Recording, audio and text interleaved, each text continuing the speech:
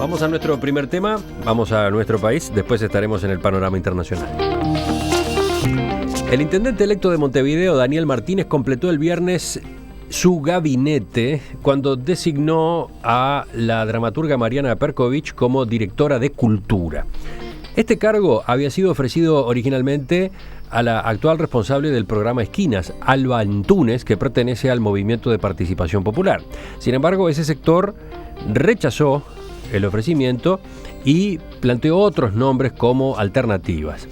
Según informó El País, durante una reunión que tuvo lugar el jueves en el comando de Martínez en el Hotel Crystal Tower, no se llegó a un acuerdo y así el MPP decidió que no tendrá presencia en el gabinete.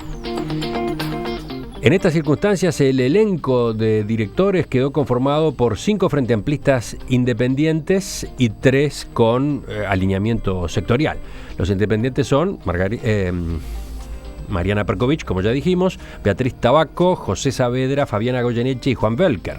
Los que pertenecen a partidos o sectores del frente son Óscar Curuchet, de Asamblea Uruguay, Eduardo Brenta, de Vertiente Artiguista, y Silvana Pisano, de Casa Grande.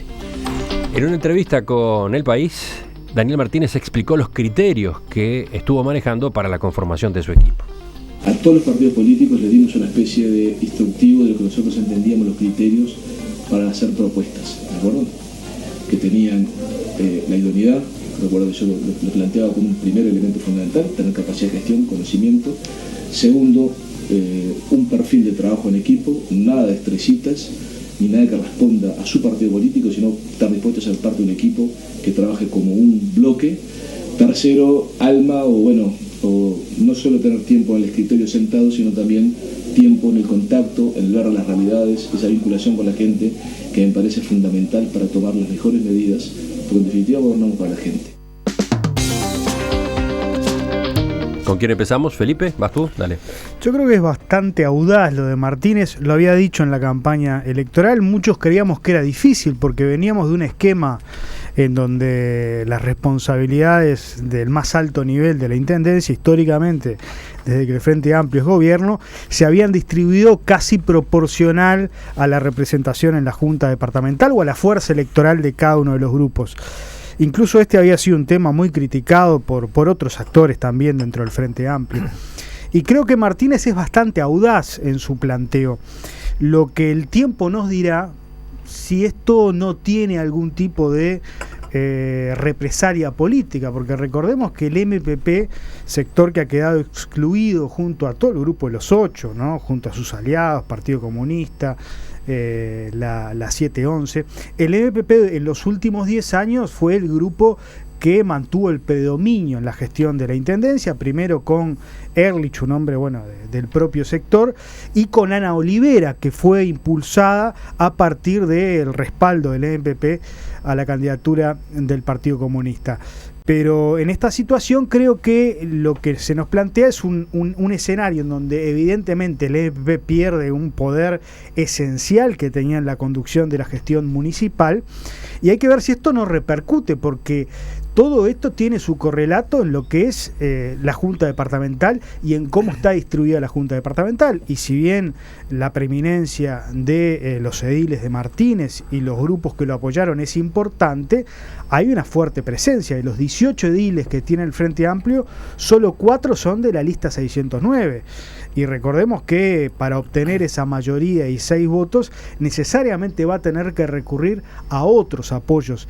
Y yo he escuchado declaraciones de dirigentes del MPP de Montevideo realmente muy molestos con esta situación. Entonces, lo que el tiempo nos dirá es si esto, que en principio parece una política de Martínez, que realmente yo la destaco porque rompe con un mito y con una política que creo ha sido negativa para la Intendencia, que es repartir por parcelas de poder entre los distintos grupos y no las personas más capaces, si esto no tiene realmente su repercusión en las decisiones y en los proyectos que envía el Intendente a la Junta Departamental. Anoto un detalle más, no solo no está el MPP en el gabinete de Daniel Martínez, tampoco están los grupos que apoyaron a Lucía Topolansky como candidata a la Intendencia ahora en mayo, ¿no? O sea, no está el Partido Comunista y no está tampoco el grupo de Raúl Sendic. Exacto. Sí, yo creo que primero que cuando uno analiza los gabinetes departamentales es distinto a los gabinetes nacionales, ¿no? Después hay decenas de cargos más que tienen muchísimo poder en la Intendencia y que no están en el gabinete departamental. Entonces ahí hay que tener cuidado porque el paquete de designaciones todavía no terminó, y ahí también pueden haber otras cosas, otras designaciones que equiparen o que equilibren alguna fuerza o algún enojo que pueda haber ahora. Quiero decir que por lo menos en las últimas horas los 3 dirigentes que se reunieron con del MPP, que se reunieron con Daniel Martínez, después declararon a la prensa, después de esa reunión en donde no llegaron a un acuerdo sobre el Departamento de Cultura, que el apoyo era incondicional y que no había problemas. Tú estás hablando del discurso público.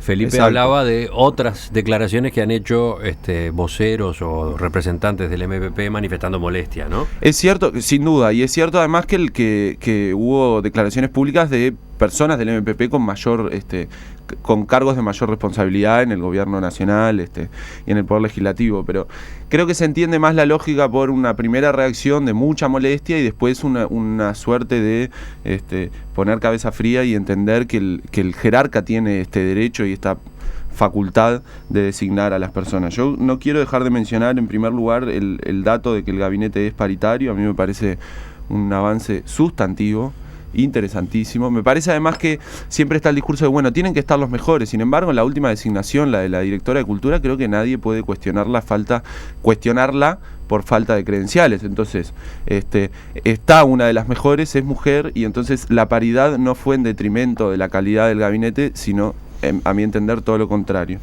Después habrá que ver cómo... Justamente el tema que terminó complicando la presencia del MPP en el gabinete fue que para ese cargo en la Dirección de Cultura, por cómo venían las cuentas de la conformación del gabinete, se precisaba una mujer, ¿no? Exacto. Martínez pensó en un nombre de mujer del MPP, al MPP no le pareció bien, y bueno, entonces terminó volcándose el intendente electo por Mariana Perkovich. Claro, y uno podría decir, en ese caso, bueno, la Intendencia se perdió tener 2 posibles directores de Cultura, que eran los que proponía el MPP, muy buenos. Lo cierto es que gana una directora que a priori tiene muchas credenciales. Entonces, por eso decía, en este caso la paridad va de la mano de la calidad y de la calificación para la gestión. Entonces, en realidad desmonta ese argumento. ¿Otras lecturas? Vamos contigo, Carlos. Sí, yo creo que la inmediata lectura es esta electoral, digamos, del criterio desde el punto de vista político electoral, que es muy interesante en una vertiente inmediata, que va a tener problemas de gobernabilidad con las facciones desconocidas, y no solo con el MPP o desconsideradas, digamos, sino particularmente con el Partido Comunista, que tiene mucha incidencia en el movimiento sindical, que como sabemos en la Intendencia tiene un peso extraordinario. Pero quitando eso, que seguramente lo podrán comentar mejor que yo, a mí me parece que vale la pena dar una mirada extra política o de una política distinta, no electoral, que es yo creo que es una excelente oportunidad de ver cómo se maneja en esta ocasión un ingeniero en una intendencia. Yo le tengo gran estima a los ingenieros, no solo porque el padre de mi mujer es ingeniero, sino porque tuve la oportunidad de conocer la reforma de la Hacienda Pública española que llevó adelante un ingeniero, y la llevó adelante con criterios de ingeniería precisamente, y fue un éxito por empezar a romper algunos mitos. Felipe mencionaba el tema de la ruptura de los mitos. Bueno, el primer mito que se rompe es aquí, más allá de los problemas que, como mencionaba, pueda traerle consigo en materia de gobernabilidad, el mito de la cuota política. Empezamos a ver criterios de gestión, de buena gestión, que mencionábamos también el lunes pasado en materia de empresas públicas, y que la Intendencia, convengamos que no es estrictamente una empresa, pero su peso en la economía nacional es inmenso, con lo cual necesitamos y muchos criterios de buena gestión en la Intendencia. A su vez, la buena noticia de otro criterio de buena responsabilidad corporativa, digamos, es el gabinete paritario, el hecho de darle una oportunidad que tenga también una mirada y una cara de mujer. Todos estos aspectos creo que son muy bienvenidos, y creo que vale la pena dar un voto de confianza a este ingeniero que está apostando por una conformación de un gabinete de estas características. Las sombras ya las vemos también. Me impresiona, ¿no? ¿no? Eso de un abogado elogiando a los ingenieros. Profundamente. Ayer miraba soy fanático de estos cartoons, de las viñetas del de New Yorker, y miraba uno de una feria de trabajo donde se acerca un joven y mira detrás que estaban ofreciendo las carreras, y detrás hay una que dice ingeniería, y dice, me voy a quedar aquí porque quiero una carrera que no se vuelva obsoleta antes de que termine de pagar el préstamo. Porque claro, en Estados Unidos siempre se endeudan para estudiar, ¿no? Entonces me pareció muy interesante, ¿no? Vamos a escuchar a otro abogado, Sartú o Enir. No, yo desde que vi la conformación del gabinete me puse a intentar, primero, yo conozco a Daniel Martínez hace muchos años y estoy seguro de que va a poner lo mejor de sí para la gestión de Montevideo, ¿no?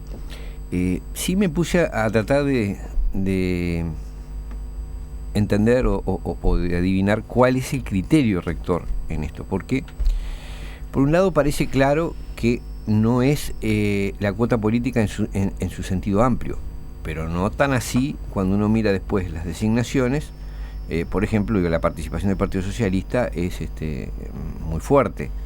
En algunos casos hay sectores que, si uno lo mirara desde el punto de vista de la participación política o de la cuotificación política, estarían súper representados en proporción a sus votos, ¿no?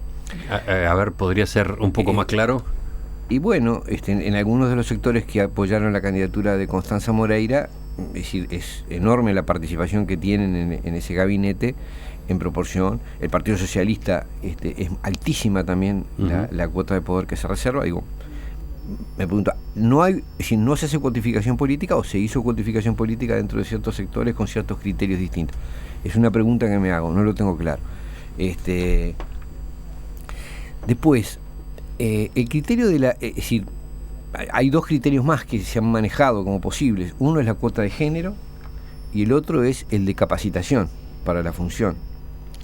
Uno desearía que el criterio rector fuera la capacidad para la gestión en cualquier designación de cargos, ¿no? Es decir, creo que tanto la cuota política como la cuota de género interfieren muchas veces, y ahora también la cuota etaria, que también se da, porque ahora hay que equilibrar esto y lo otro.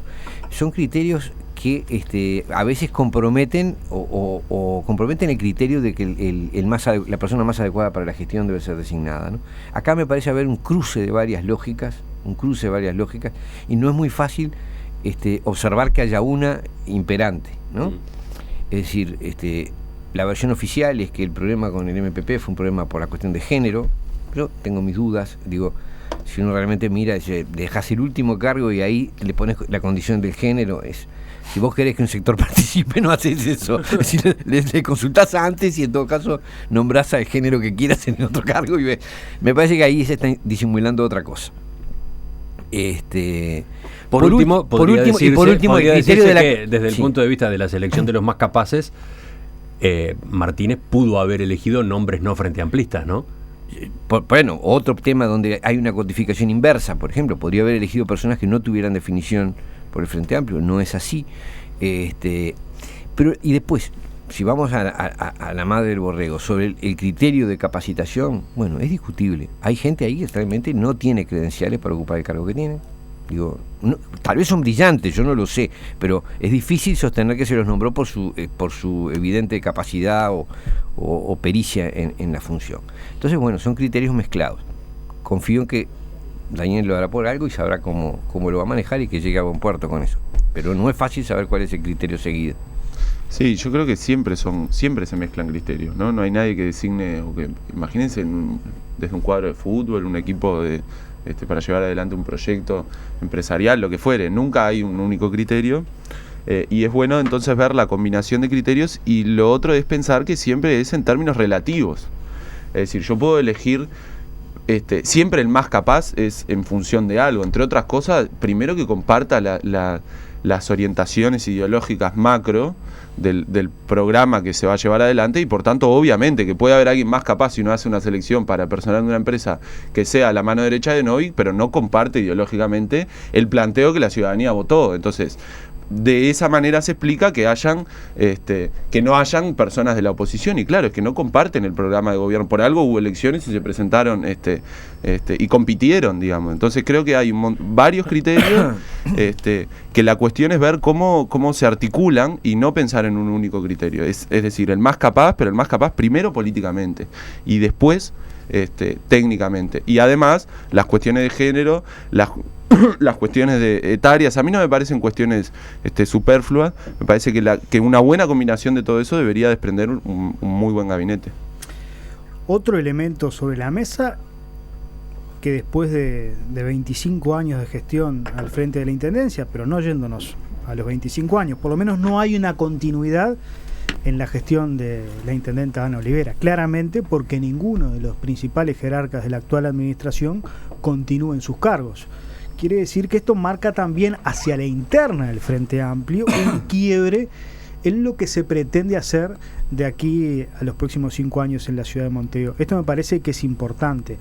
Yo reitero, ojalá estos cambios sean positivos para la Intendencia. Creo que la Intendencia, si algo ha demostrado, es que necesita cambios profundos y que la administración que ha llevado adelante el Frente Amplio necesita realmente instrumentar una serie de decisiones que en principio la conformación de este equipo, bueno, es un buen augurio para quienes creemos que ha sido pésima la gestión de los últimos 20 años en el gobierno de Montevideo. Vamos a ver, yo estoy convencido que no hay almuerzos gratis en política y que esto va a tener necesariamente sus consecuencias en los tires y aflojes permanentes que va a tener Daniel Martínez con sectores que no son sectores minoritarios, que no son sectores decorativos, son las fuerzas más importantes del Frente Amplio, que hoy de algún modo están replegadas en el gobierno nacional, porque el MPP y el Grupo de los 8 ha perdido espacio en el gobierno nacional, ya no tiene la conducción de la política económica a medias como tenía desde el OPP en el gobierno de Mujica, ya no tiene la conducción de la política exterior, pierde espacio en la principal intendencia del país, pero el MPP es un aliado que eventualmente puede ser realmente peligroso. Entonces veremos qué es lo que pasa, cómo se reacomodan las fichas, pero me parece que Daniel Martínez, si bien toma una decisión muy audaz, va a tener que estar muy atento a ver cómo se acomodan las cosas. Hay otro frente en el que aparecen novedades ahora, hoy mismo en realidad.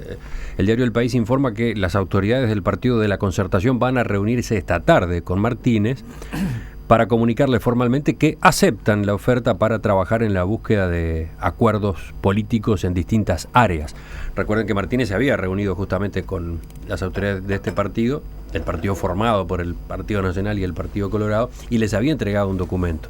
Bueno, la respuesta va a ser favorable y se pondrá en marcha entonces un mecanismo de diálogo que no sé qué antecedentes tiene, ¿no? En Montevideo no sé cuándo pasó algo así.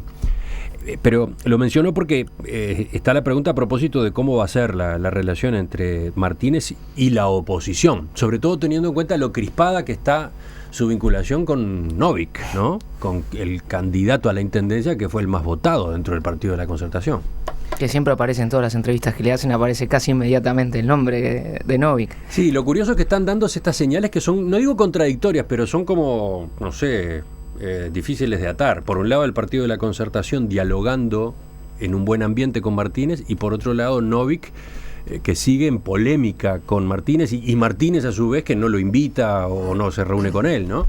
Sí, es una polémica unipersonal, ¿no? Porque yo veía esa entrevista del diario El País, que tuvimos el audio recién, y Daniel Martínez decía, yo no voy a hablar de Novik. O sea, y Novik sigue bombardeando y él sigue en su postura. Más allá de que después hayan gestos que no sean hablarlo o no, que es no invitarlo, por ejemplo.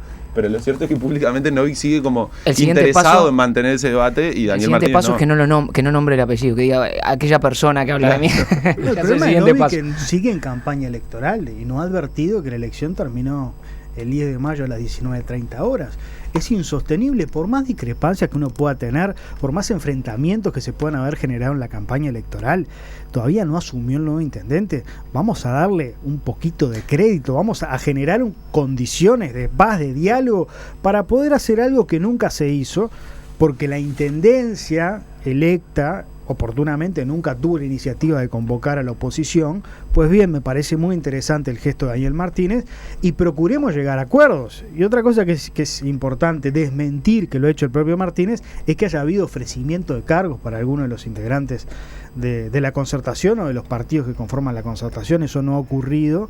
Y me parece que tampoco cabría en este escenario, porque uno, integrándose a la gestión, se está comprometiendo con un proyecto que evidentemente no comparte. Lo último, contigo, Buenir. Sí, yo voy a aprovechar estos minutitos, estos segundos, para transmitir algo que me comunicó un amigo con larga experiencia en el área jurídica de la Intendencia, que se refiere a inconveniencia de que la división jurídica siga estando en el área de Secretaría General, en el entendido de que de repente sería deseable una mayor autonomía de los informes jurídicos o de las definiciones sobre lo jurídico para independizarlo de las decisiones políticas, ¿no? Un poco así, tratar de tecnificar esa área.